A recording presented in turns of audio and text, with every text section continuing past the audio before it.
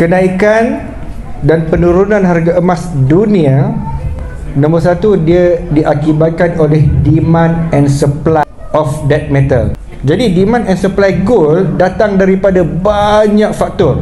Yang pertama, financial institution, daripada bank, central banking punya demand satu. Yang kedua, investor punya demand, dia bergantung pula kepada news. Jadi investor ni akan beli emas biasanya bila ada news. Dan news pula, ada news yang berbentuk economic news dan ada news yang berbentuk geopolitical news. Sebagai contoh, US adalah negara yang the biggest country dalam kawasan ekonomi dunia. So harga emas dia berlawanan dengan US dollar. Sebab US dollar ni adalah world reserve currency. Jadi orang akan tengok ekonomi US okey ke tak okey, dia akan vote for US dollar ataupun gold. Jadi kalau US ekonomi semakin bagus, semakin okey, orang akan invest kepada ekonomi of US, stock market dia, business dia.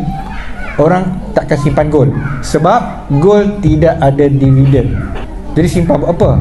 Tapi apabila US punya ekonomi semakin slow, orang takut nak invest dalam stock market, orang takut nak invest dalam stock market, orang takut invest dalam financial institution.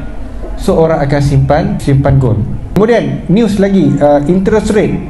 Apabila US mengumumkan interest rate naik, so siapa yang simpan dalam simpanan yang ada dapat interest, so orang akan pergi ke situ, orang akan jual gold tak ada interest.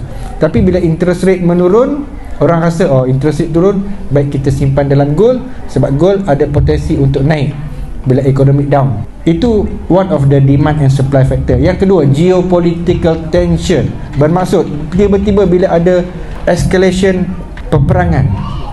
Contoh sekarang, apabila peperangan baru meletus, so orang rasa takut.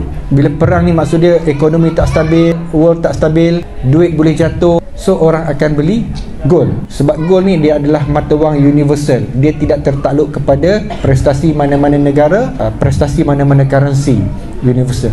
Jadi orang akan invest dalam gold apabila berlaku geopolitical tension. Jadi dengan kata lain, this world market dia agak complicated.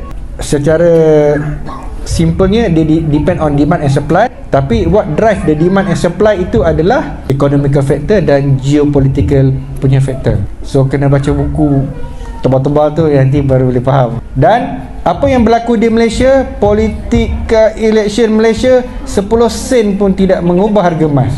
Nah, kalau orang kata harga emas sebab election ke tukar Perdana Menteri ke, no. Yang itu musim raya ke? Tidak. 10 sen pun tak. Yang itu mungkin mengubah exchange rate Malaysia US dollar sahaja, dan harga emas naik turun berdasarkan kepada perubahan exchange rate.